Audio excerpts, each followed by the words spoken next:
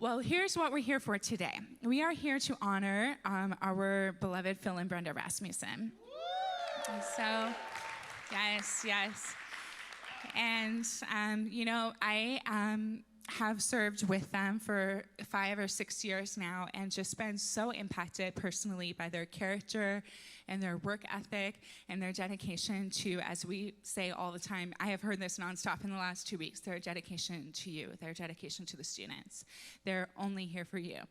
And in these last 20 years, that's what they've been here for. And so if you think about the 20 years of service that Phil and Brenda have given to this university, and think about the thousands of lives that means that they've impacted through every class that's come through Northwest, every person that they've impacted who's impacted other people, there's an incredible ripple effect of their impact that I'm sure we can't even imagine on this side of heaven, but I'm very thankful for them. And what we want to do today is just honor their legacy and honor what they've given to the university and to students and to many other people, honestly, by having a few people share words of blessing, encouragement over them, and let them know how they've impacted their lives. So the way we're going to do that is we're going to bring Phil and Brenda up to the stage and have them come sit here.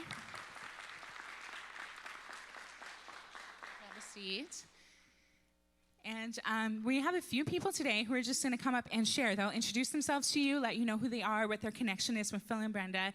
Hopefully, just as you hear them share, you'll feel the joy of being someone who's obedient to the kingdom of God and seeing how that impacts people for many generations. So the first person I'm going to bring up are the Garzas. Please come on up. Thank you for being here today. Hello. Hey. This is Manny, and my name is Kayla, and we are NU alum and dear friends. And what year did you graduate, Kayla? I graduated in 2012. Okay. In 2010. 2010. I'm old. I'm old, man. It has been a while. We did write down what we wanted to say because every time we talk for 3 hours, and we have 5 minutes. So we're going to try to keep it as concise as possible. We're honored to be here today to honor some of our dearest mentors and close friends who we really love like family. The impact they have made in our lives has helped shape our lives. We've said this for years, but they are and will always be honorary Garzas. Phil spoke at our wedding. They were at the hospital when our first child was born. They hired us for our first ministry jobs, and they are the reason we are currently serving on staff at Stone Church. We're not going to be able to finish, right? I started back in 2006. That's 15 years ago, man. And it's you guys were here, 5-6 years at that point. And I remember, I was telling Caleb when we were writing this, I remember, coming in as a freshman, you do that whole, I don't know if you guys still do it, the, Fred Meyer thing, and you kind of come back, and then you have your first chapel on that, next Monday, and Pastor Phil got up there and preached, and I'm just like, that's the first time I met Pastor Phil, and what impressed me about Pastor Phil was that on the Wednesday chapel, because we used to do chapels Monday, Wednesday, Friday, holler back, right, old school, when all this was red carpet and all that. And so on that Wednesday, he remembered my name, and that was awesome. And I just was impacted there. And then the first time I met Brenda, she's going to remember this because she talks about it all the time. I kind of stopped her down in those stairs right there, and I said, "Hey, Brenda, I know you direct the Coralons. I want to play bass for the Coralons." She's like, "Oh, okay." And so No. I just told the band this. This is what he did. He walked up to me. I'll put my mask on. He walked up to me and he goes, "I'm going to play bass for Coralons." Yeah. I don't quite remember it that way, but so it's I cannot believe it's been 15 years for me since I started here, and that's kind of where it started, and kind of the rest is history from there. I remember being in awe of Brenda my freshman year, the sheer speed in which she moves and the amount of things that she could juggle with excellence inspired me. I had always felt called to ministry and music specifically, and I came to NU to learn all I could to grow in those areas. But when my path crossed with Brenda, I knew God had placed me here to learn from her. I walked up to her, a scared freshman, and I said, "Brenda, I want to learn all there is to know about what you do and why you do it at school and at church. And that's exactly what I tried to do, and the rest is really history. Yeah, totally. Through the last 20, 21 years, at Northwest, Phil and Brenda have experienced a ton of changes, right? Every 4 years, I got a completely new group of students and dealt with numerous transitions on staff and experienced highs and experienced lows. But the one thing that we talked about that has never changed about them is their deep love and belief in students and their love for the local church. I'm not sure if many of you know this, but Brendan and Phil served, obviously here, but at BCA in Everett for 12 years. And that's kind of where we kind of hung out with them the most as well. And so they did that with the same heart that they did that here as well. Their love for students is what has made them the leaders they are today. Phil, you've done an incredible job representing Northwest University with honor and integrity. And I believe this year you were nationally recognized for that, so that's pretty awesome.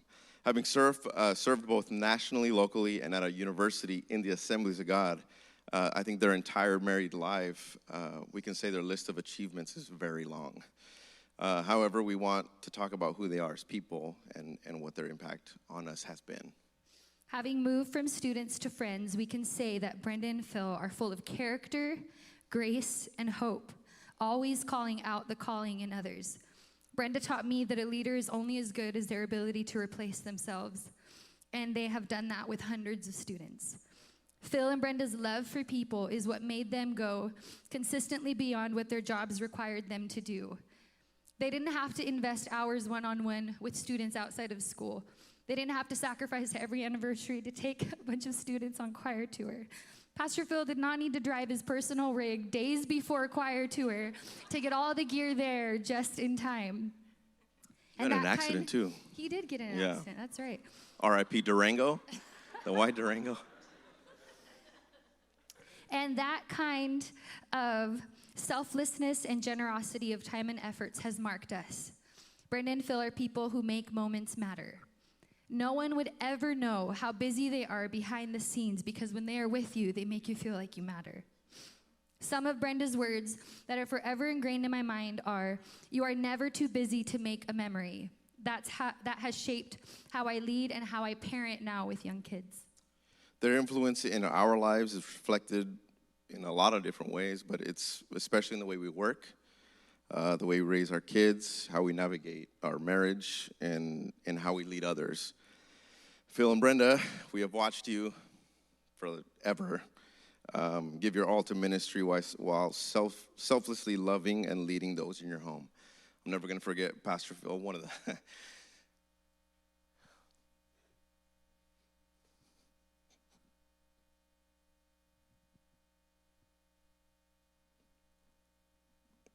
They're not dying.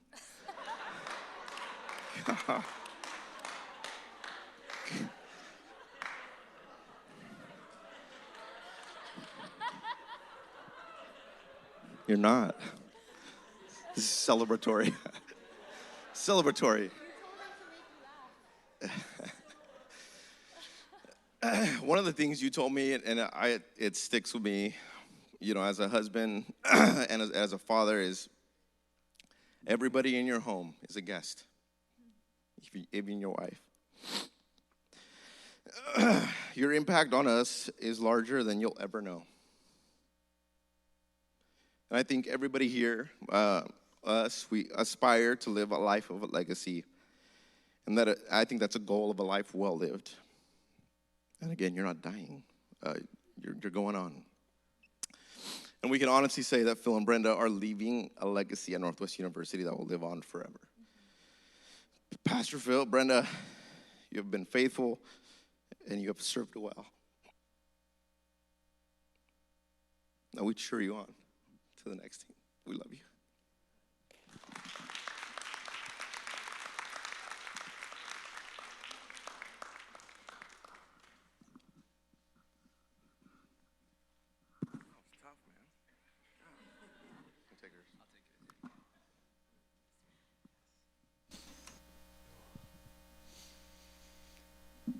We're just getting started. Wow.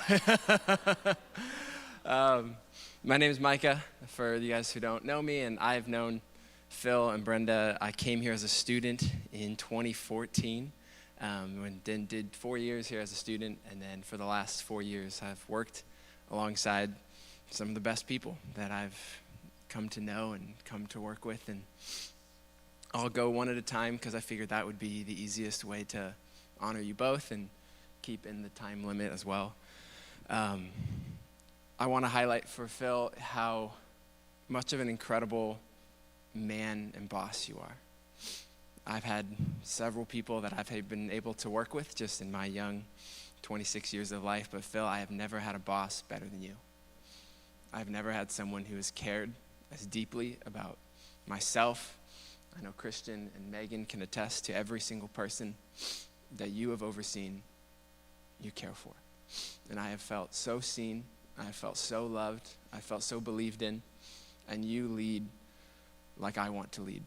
And you lead as someone who is full of heart and integrity, full of passion and humility and service. And I just want to say thank you for leading, for me, for leading my wife and I, for leading this university.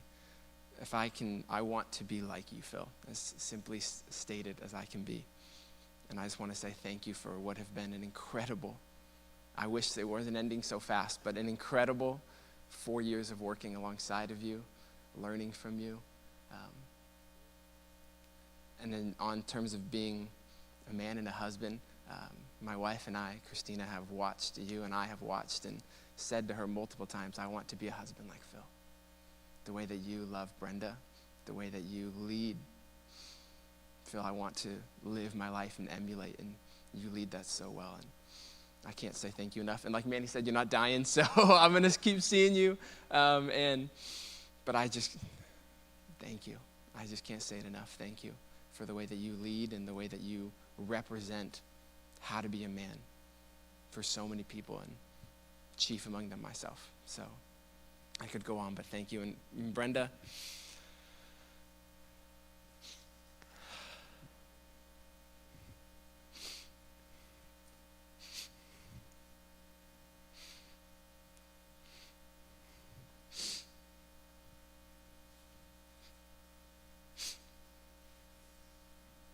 you've, maybe outside of my wife and my parents, you've believed in me more than anybody else.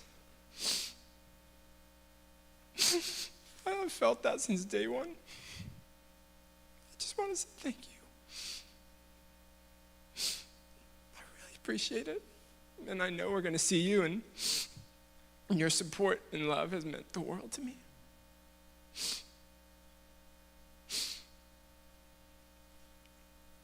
I remember my Coralon's edition, like so many people might remember. I had never sang before. I'm not musical. And I remember don't play an instrument. I liked to sing, and I remember coming in, and the first time I really started getting to know you, and I don't even remember what I sang. But it started this moment, and you believed in me and put me in that choir. And it started this friendship and working relationship, and I just want to say thank you. I love you both so much, and I don't want to spend the next minute crying, so I love you so much. Thank you.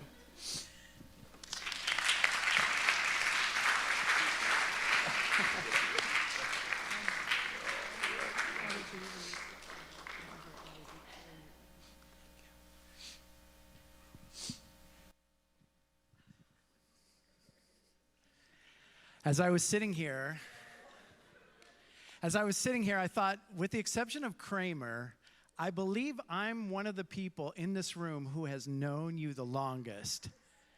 So why doesn't that Benjamin Button thing happen to me that's happening to you? But genetics. But do you realize it was 25 years ago this year that I first met you? You walked into a district youth directors meeting in Springfield, Missouri. And you guys, Brenda looks around, and she kind of has this Dorothy in Oz kind of look like Toto, we're not in Seattle anymore. Honestly, I think she was just looking around for a Starbucks, and there were hardly any. So I don't know if you realized you guys were scoping out the land, because about a year or so later you would move there. And I don't know if you then wanted to tap your heels together and say, there's no place like home. There's no place like home. But I'm here to talk about a time in Phil and Brenda's life when they were a part of the National Youth Department of the Assemblies of God, and I had the joy of working alongside of them. And many of you who have grown up in the AG have heard of this thing called Fine Arts Festival, but you don't realize, because of the work that Phil and Brenda have done, that this program that encompasses more students than any other owes its success to their quiet, hard work. Do you realize over 10,000 students every year participate? And I watch these two lead so well and expand the categories, so more instruments, more music, more drama, more visual arts, more writing in English and Spanish, so it would be more inclusive. And I thought it was amazing. But I want to talk about one of those moments, Brenda, because it spoke to me so much. We were sitting in a room like this. It was the chapel at Evangel University, and it was a celebration service where we're supposed to bring up the Award of Merit winners and give them their trophy and have them perform. But Brenda had the idea, why don't we just record a live album while we're at it? And if I'm remembering correctly, can't stop me. If I'm remembering correctly, I think your friend Bernie was playing keys, and so I'm watching Brenda, and she is just seamlessly directing an orchestra, over 100 voice choir, bringing in soloists, stopping everybody in between because it's a live recording. And I was amazed by this. Do you realize that I wore through 2 of those CDs? Now, let me stop. Gen Z, a CD is a shiny metal disc that's kind of like Spotify or iTunes, but it only records a few songs. No, I destroyed those things listening to them, and I listened to them, and every time I thought, she's a genius. And you hate this kind of thing when anybody points to how incredibly talented you are, but I want you to know you've impressed me from day one. But what's always impressed me more, Brenda, is you're a woman who hears from God. And if we could tell the whole story of how you know Nashville is right, you and I both know you heard from God. And so I got to turn my attention to my brother Phil. Phil, I love you. And I'm going to miss that big smile of yours, even though it's been covered up with a mask for a year and a half.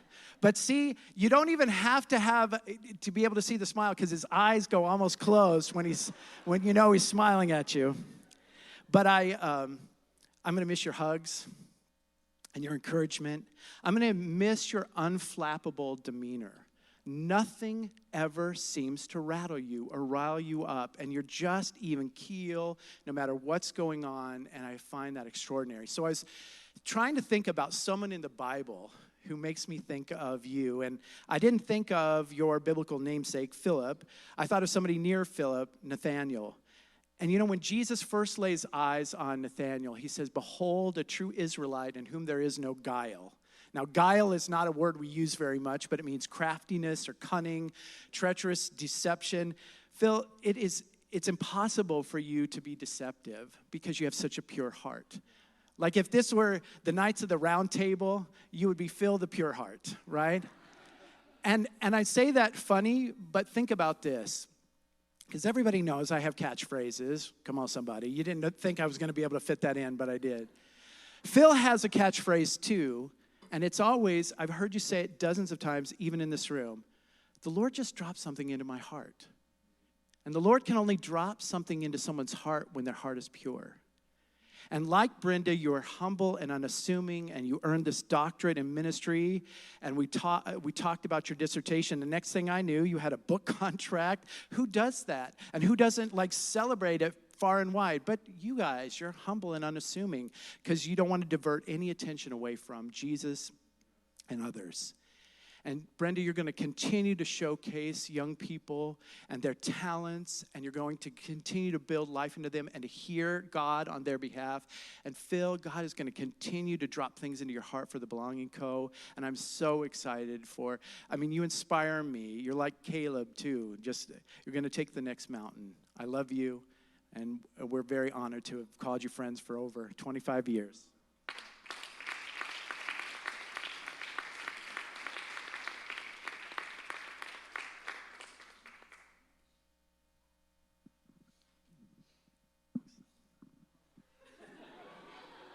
Hi, everybody. My name is Kramer, and I am Phil and Brenda's son. And wow, I haven't even said like 5 words. I'm not emotional. I'm super dramatic. I'm not emotional. If I cry, I apologize. I was thinking on the way here, celebrating almost 21 years of being here at Northwest, and truly it has been a family venture. And if my sister were here, she would say the same thing. And I was trying to think actually of one of my earliest memories that we had, and it was in this room. It was a chapel service, and I think we were barely like weeks or months into our time here at Northwest.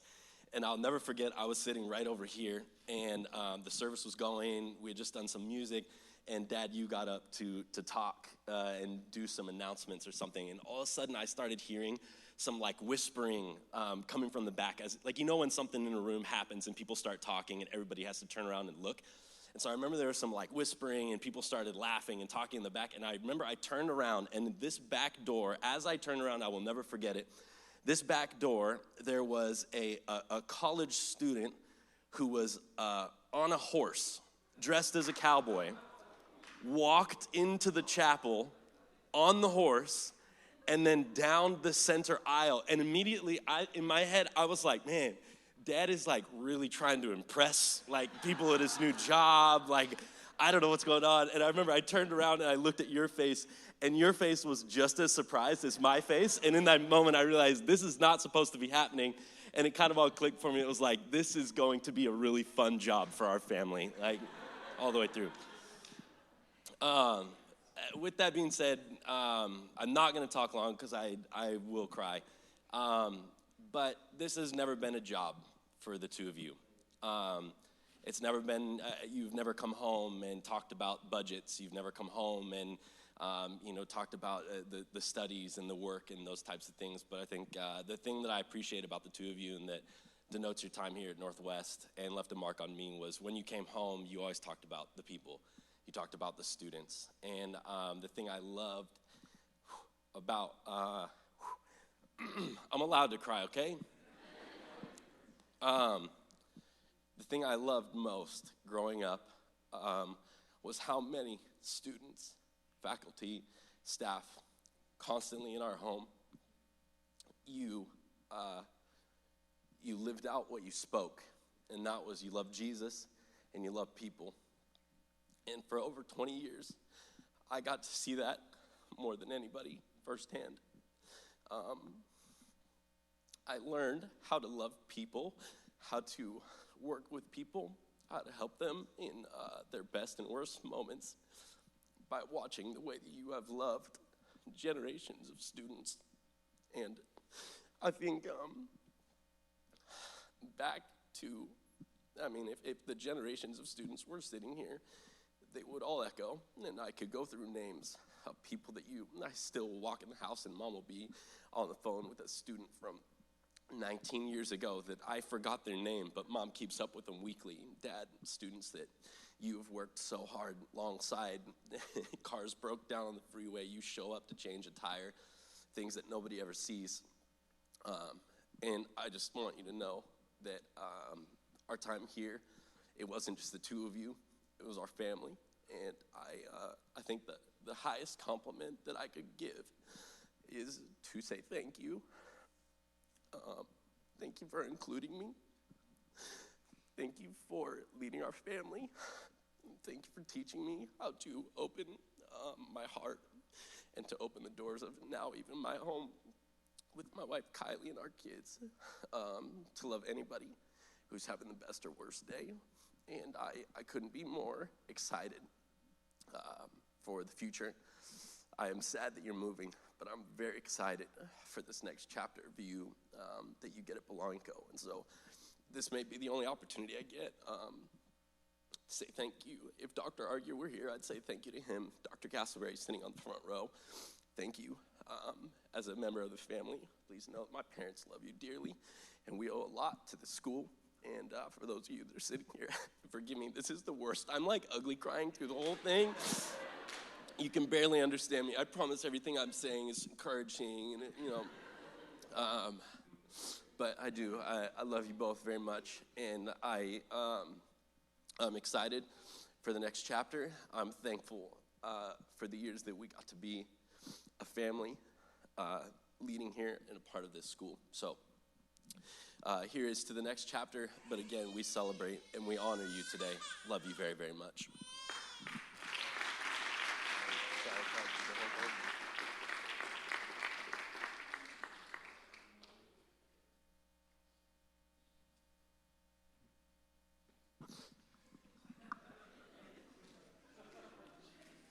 So Phil and Brenda. Yeah, you did this to me a year ago. So my name's Christian, for those of you who I don't know or don't know me. I came here for a week. We're going to have to do this for a week. Oh, man, 11 years ago, and I have known them in so many capacities. First as people I didn't know at all, but just heard their name, as a musician and pastor and professor here. And then over time became people who were my bosses, still people who are my pastors, and then coworkers, and then now just friends. And in so many ways, you were like second parents to me. But now it's like you're some of my best friends.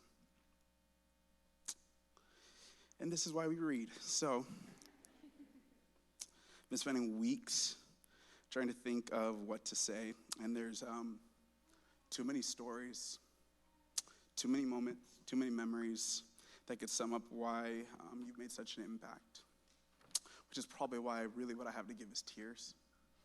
It's just the way of my body saying what so much time has done in me. I don't even live here anymore. I'm like, you're leaving? I don't even live here. I'm gone, and you're still, gosh. It's like, what? There are some people who impact you because of what they've said. I can think of 2011 when I sat in your office, Phil, and we had a really hard conversation that changed my life. Brenda, I can think of all of the moments and classes and walks. There's no one I talk to on the phone longer, or probably more consistently than I talk to you. You're the only person I'll talk on the phone with for more than like 10 minutes. We'll talk for 45 minutes, and I'll be like, I should probably go to my job, you know?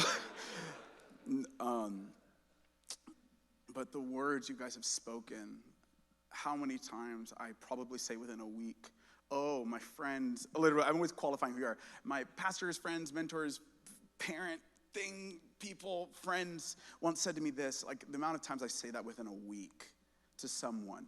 Oh, this is this one thing I learned from what Phil said. This is something Brenda said to me as a leader. Like the amount of things I just say that you said has changed my life. You've shaped the trajectory of my life through through your words. There's some people who impact you because of what they did, though, through their actions.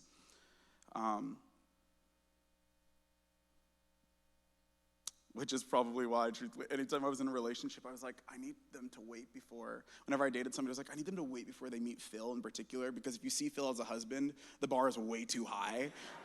I was like, I don't know that I've ever seen Brenda fill up gas before. I think Phil just does it. Or I'm like, I don't want people to know that Phil can ride a unicycle and build a house. Like, he can do too many things. He's just too good. I remember one time on the phone, I was talking to Brenda, and you guys were on a trip somewhere, and you were getting ready to go, and you literally were ending the phone call. You're like, I think you might have been Florida, and you were like, Christian, I'm with Phil right now, and I'm on vacation. I literally just have lipstick and a phone. I don't know where I am or where I'm going. I'm just with Phil. Like, he takes care of it. He's got it. But I can tell stories of the generosity that you've shown me with finances or time, or when I was a freshman here and I couldn't afford my phone bill, and you were the first person to just out of nowhere try to secretly do it, and I figured it out. But that's who you were. I could name the ways that you've showed love and mercy and forgiveness and grace to countless students that was so undeserved. Like the way they talk about you as students, and the way you've talked about hundreds, thousands of students behind their backs as like you see who they're becoming and you're willing to go through the long process to go, you know what, like that way that even when come on, 21, like students treat people poorly. And the ways that people have talked poorly about you, especially students and things they've done stuff, and the way you've just seen who they can become and willing to stay, like your actions of love and grace and mercy and kindness and forgiveness.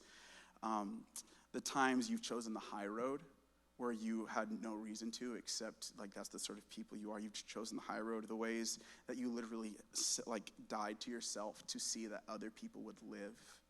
People are changed by your actions. There's some people who are impacted because of the way you make them feel. You've already heard that, but I don't think, Brenda, even being in Coralines yesterday, the bassist got this part, and you're like, everyone find a bass near you, find a bass, and just tell them they're awesome, give them a high five. Like the way you constantly call people into higher and make them feel good, you make people feel like they could charge hell with a squirt gun. Like that's the sort of person you are. And Phil, the way you make people feel empowered and loved. Not even doing that. Saint Teresa of Avila said, acquire a spirit of peace and 1,000 souls around you would be saved. And you have done that. You both have done that. Some people are impacted by the things that you say or the things you do or the way that you make them feel, but you can't do that for 20 years.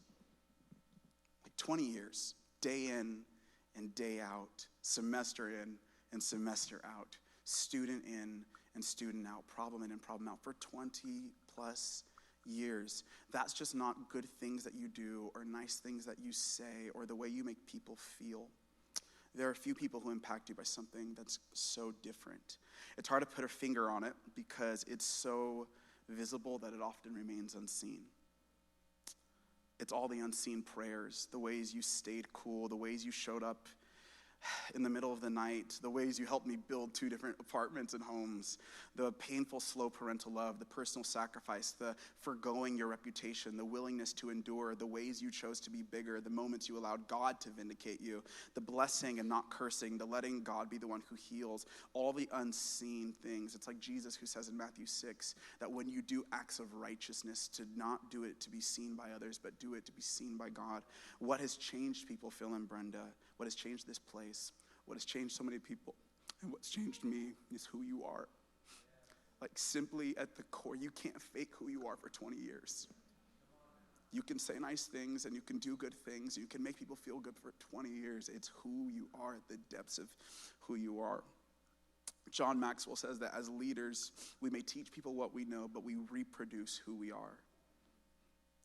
And I know that I'm the leader, the pastor, the future husband, the future parent, the Jesus follower today because of who you are, not just because of what you said or what you did or how you made people feel. And I just want to keep saying it, the depths of who you are as people. And I'm just one among literally thousands.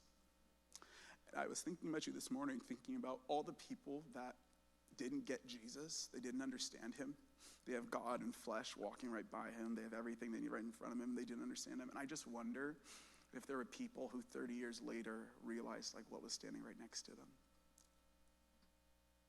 And I think that'll be also in your story. There'll be for as many hundreds of thousands of thank yous that you'll get. I bet there's another 10,000 people who will wake up 30 years later and realize who was standing next to them. We honor you today because you have been, as Jesus said, a good tree and produced good fruit in and out of season over longevity. When I was a little boy, my dad called me a leader of leaders, and that's always been a mantra of mine. Son, you're a leader of leaders. You lead leaders, not just people, you lead leaders. But I remember years ago that shifting when I met you because you showed me what a leader of leader was. Paul said it like this: do nothing out of selfish ambition or vain conceit, but in humility consider others better than yourselves. Each of you should look not only to your own interests, but also to the interests of others. Jesus made himself nothing, taking on the very nature of a servant. Jesus said that the greatest among you is a servant. Phil and Brenda, you are great. You've been faithful with the little. And the beautiful thing is, most people want to be faithful with the little because they want to be made rulers over much, and that's not Jesus' point. Jesus' point is just be faithful with the little. And you've been faithful with the little. No ambition, no guile, no clawing and climbing, just faithful with the little. You've taken Jesus' words seriously. And so to you, I just want to say, well done. Good and faithful servants. Thank you. Thank you.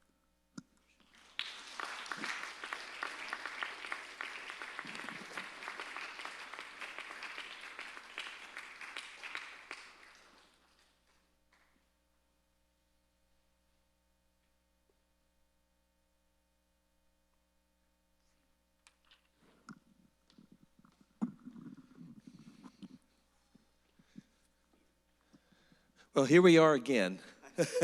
And we'll just keep doing this, and I'll keep coming up with something more or less different to say each time.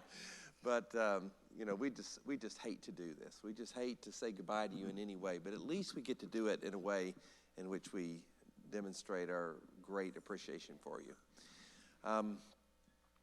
There's a doctor, I'm a theologian, right? So you expect me to say something theological, right? So there's this doctrine called the communicatio idiomatum.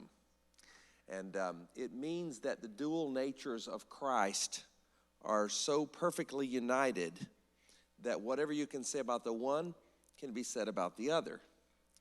You can't separate the divine nature of Jesus from the human nature of Jesus. They're perfectly welded together. In hypostatic union, as the theologians said more than 1,000 years ago.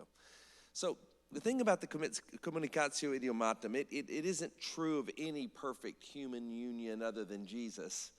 But goodness, you guys come awfully close. We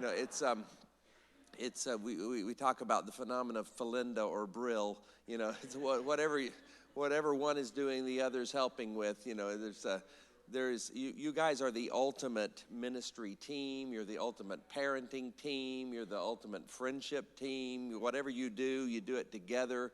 It's not true that whatever can be said about the one can be said about the other, because obviously Brenda has much more musical talent than Phil does, and Phil preaches more than she does. I don't know if he's a better preacher than she is, but he does it more. But the thing is, there's plenty of differences between the two of you. You have different talents, but you bring them together in such perfect unity that it's impossible to think about Phil without thinking about Brenda. It's impossible to think about Brenda without thinking about Phil. You're always complimenting each other. You're always right there filling up the gap.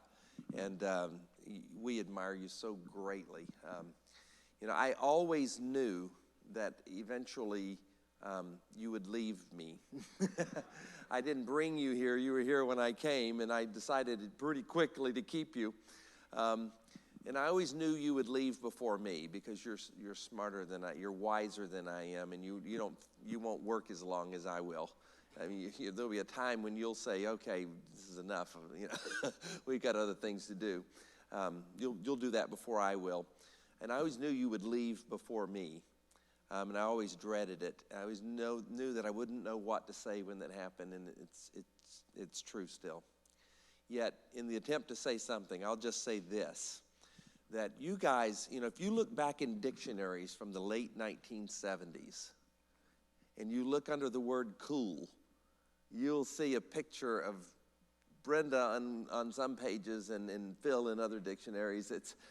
They were just the definition of cool. They were cool when they were young, they're cool when they're middle age, and they're cool now. And you might say that now is a really relevant concept to them. They're always in the now. They're always au courant. They're cool, they're hip, they're stylish, they are up to the moment, they are chivalry. Any language you want to say it in, they are the essence of cool. They've always been cool. Don Argue brought you here because you were cool. You were national youth leaders. You were doers. You were movers. You were shakers. But movers and shakers wasn't good enough. You had to be cool, because he really wanted campus pastors that would understand students, that would be up to the minute, up to date. You've managed to stay that way all these years. And the funny thing is, most times when you get rid of a campus pastor, it's because they've kind of aged out.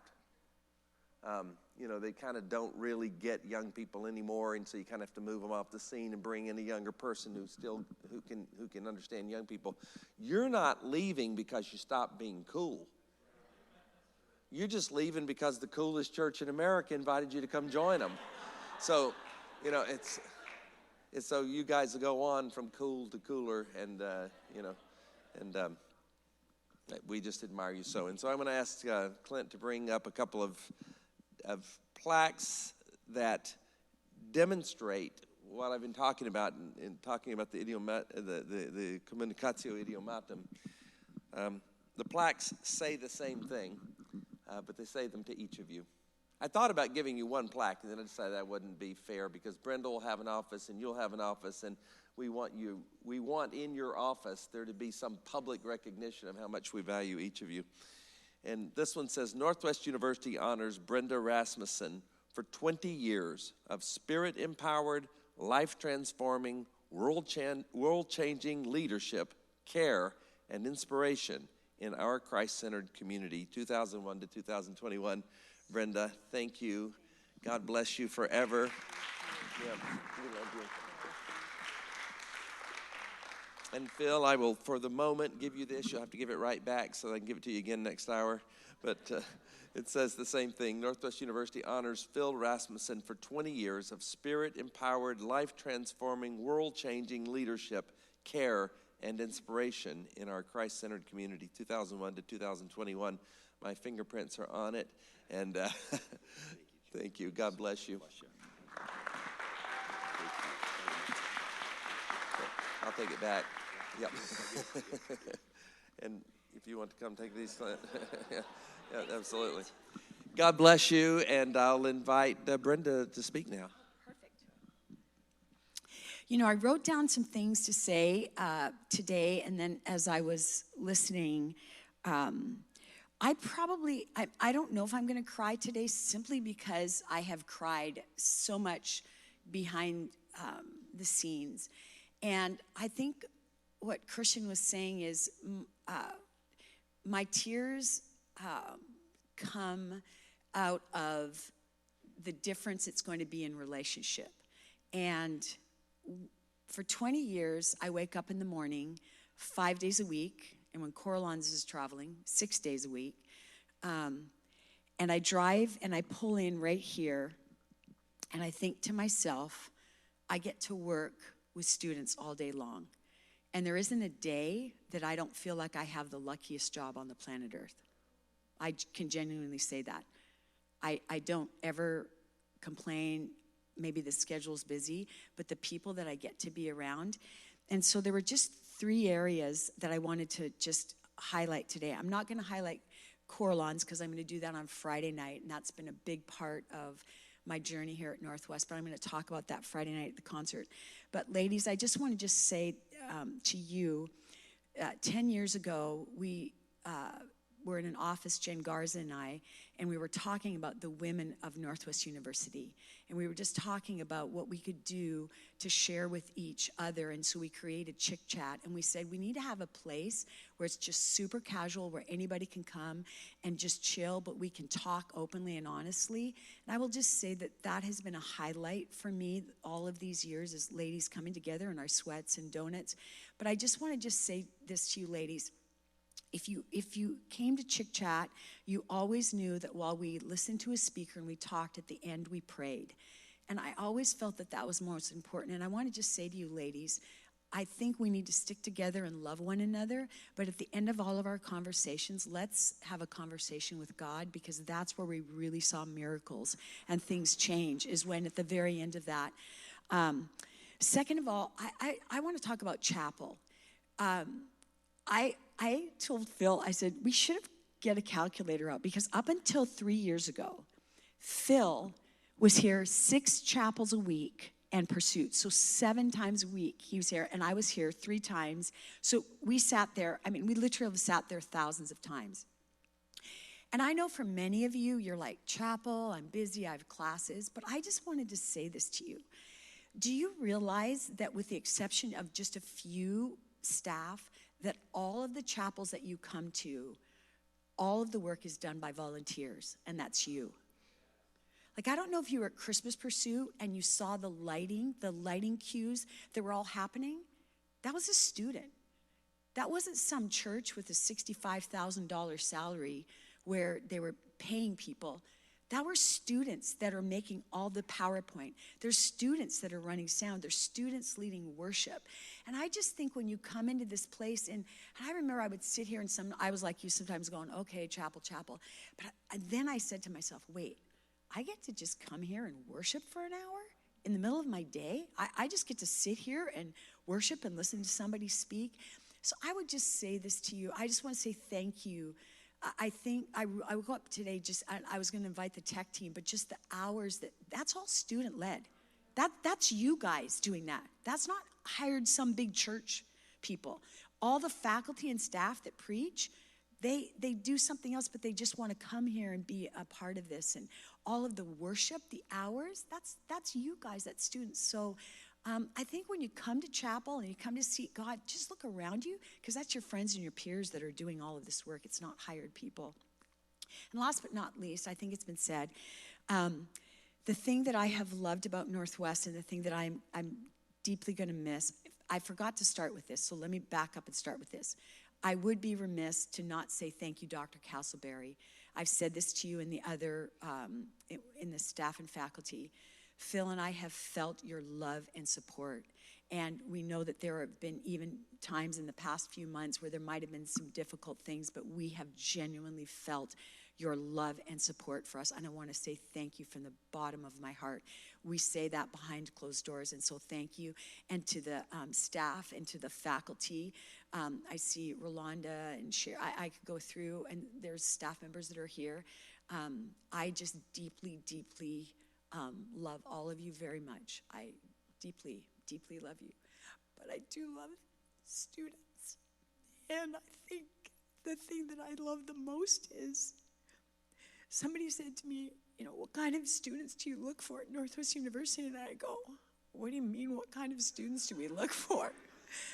Because how many of you have walked in your freshman year in the fall and you're crying and you're homesick and I don't know what I'm going to study. I'm not declaring a major. What am I going to study? Do I want to study? I'm failing. I'm not passing. Ready to give up, but you push on. And then I see you 4 years later in a cap and gown walking across the platform. And I'm in Ellensburg, where my 16-year-old daughter struggles with asthma. I'm going to pull over by the freeway, and I walk in. And somebody walks up behind me and says, hi, Brenda. And it's a nurse who graduated from Northwest University. And so I want to just say this to you students. The unique thing about Northwest, and don't take it for granted, I say this every Northwest Friday, I believe in Jesus and education. I believe those two things go together. So I think that Christians should have the highest GPA of any university. But I also would just say to you, love Jesus. I've lived a lot of life, and you've heard people say some beautiful things to us today. But I can just tell you the only way that we've been able to do that is by loving Jesus and knowing that he is at the center of our lives. And so that is my encouragement to you. Thank you. I talked too long. Sorry. Wow. Thank you, Brenda. Emma, is there anything after me? Okay. I'm looking at the clock. And I'm trying to be careful. We're going to go over a little bit, if that's okay. So I have lots of memories in this room. Kramer, it's so funny that you told that story, because that's one memory that still is unbelievable, to watch that white, I'm not kidding, full stallion come in the back of the chapel. And it was Rumi's night out is what it was. And people were supposed to ask another person for a date. And a guy stood up on a chair in that chapel at the very beginning. This was crazy. And he yells out to a young lady, if you will go on a date with me, please mount my stallion. I'm not kidding you. That's exactly what they said. And we're trying to start chapel.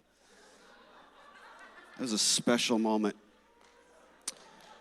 She did get on the horse, and they exited that way. I have so many memories in this room. I remember a chapel service. We were doing an unplugged worship set, and the worship they started. It was unplugged, so that means like no drums. It's just guitar. And a student in the balcony felt like it was his turn to audition for drums, and he got up from the balcony, walked all the way down, got on the drum set, and started playing with the unplugged worship team. And we're all looking at going, dude, you don't even play the drums. What are you doing? It was a special moment. Or the time that we had concert choir singing a special song that morning, and concert choir came marching in from the back, made this grand entry. They came up to get onto the risers to sing. Professor Bill Owen is about to direct the choir, and as they're marching up to the stage, a young man thought he would join the choir. He had never been in a rehearsal. He wasn't in a robe. He was in jeans and a T-shirt, and he gets up, and he goes into the line, stands up, and he did Watermelon Cantaloupe the whole time they sang. Didn't know the words.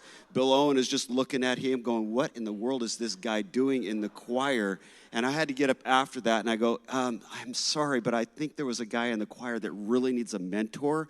Could somebody please help him? I mean, it was a special moment. Lots of wonderful memories.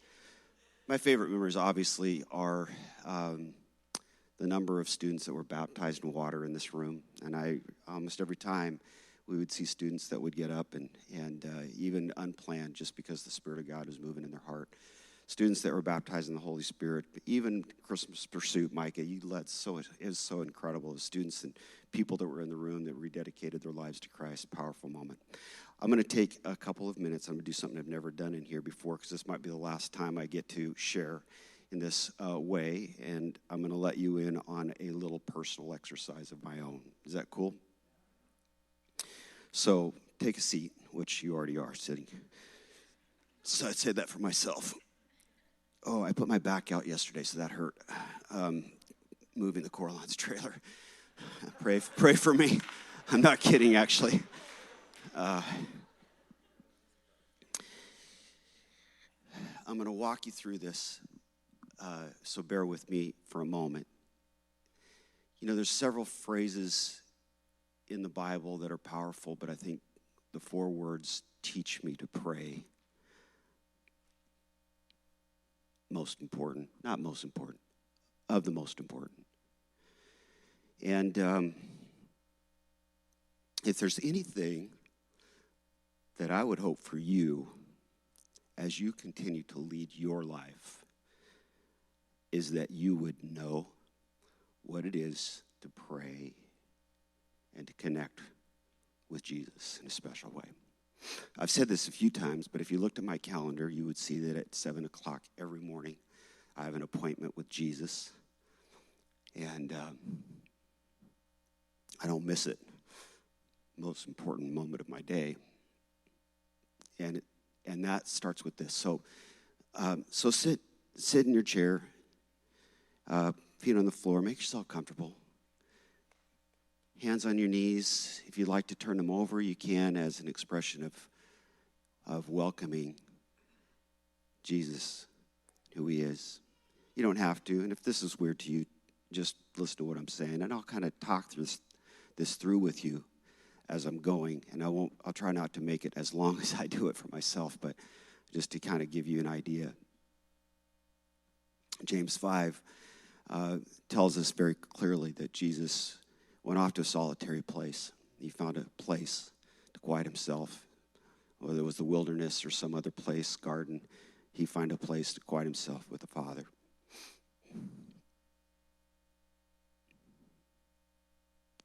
I want you to take a deep breath and let it out slowly. Do that again.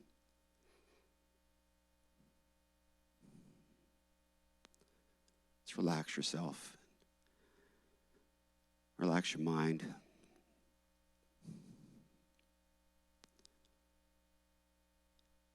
This is my first thought before the Lord. You can pray this. You don't have to do it out loud, but something like this on a regular basis would be helpful for you. Jesus, there's a lot of crazy in the world. a lot of things going on that I don't understand.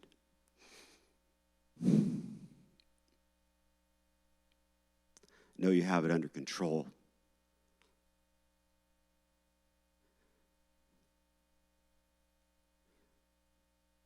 But if there's any way that you can use me, I'm here to help. And I'm willing.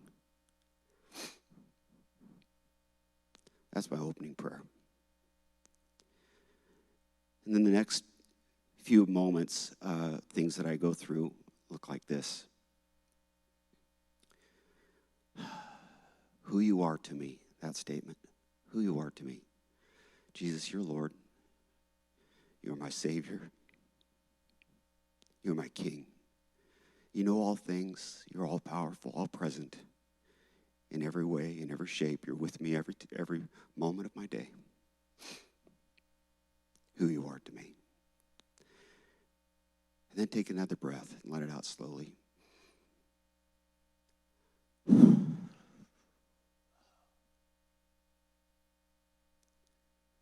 After who you are to me, it's forgive me. And that looks like this. Lord, forgive me the things that I've said or done, thoughts that I've had, people I've hurt, whether I knew it or not. And Lord, may I also forgive even the people throughout this day that might even potentially offend me. Help me to forgive them even now. And walk in a spirit of forgiveness. But forgive me most, because I come up short. Forgive me. After it's forgive me, it's show me. Show me. Show me, Lord, show me things in my life that I'm not aware of. Things in my personality. Things that I need to change. Open my mind. Lord, help me to love people more. Help me to have more patience and more peace and more kindness. Help me to suffer long. Help me to be more aware of people and their needs. Show me. Show me who I am and what needs to change in my life. Show me. After it's show me, it's teach me. Teach me. And that looks like this. Lord, in just a moment, I'm going to open your word.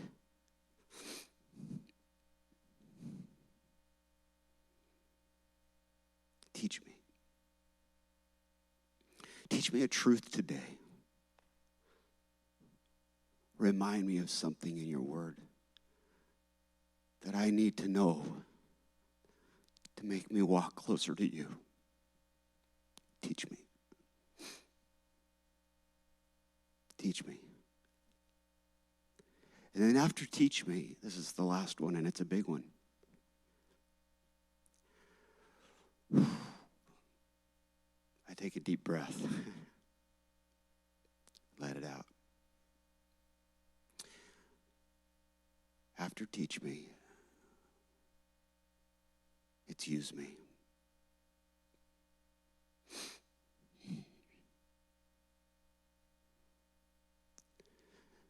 Jesus, use me. There's going to be difficult conversations today. Use me to bring peace. There's going to be people that I don't even know. Use me to make them feel good about themselves. Help me to go beyond my comfort zone. Take my weaknesses and make them strong, because your spirit is in me. Use me. Use me. And Lord, wherever you'd like me to go, wherever you'd like me to go, say whatever you'd like me to do, use me. And then I end with this prayer.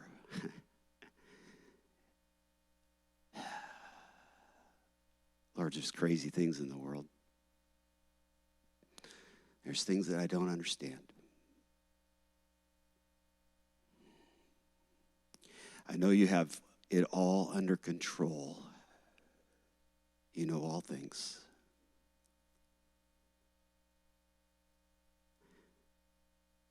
And if you need my help, I'm available.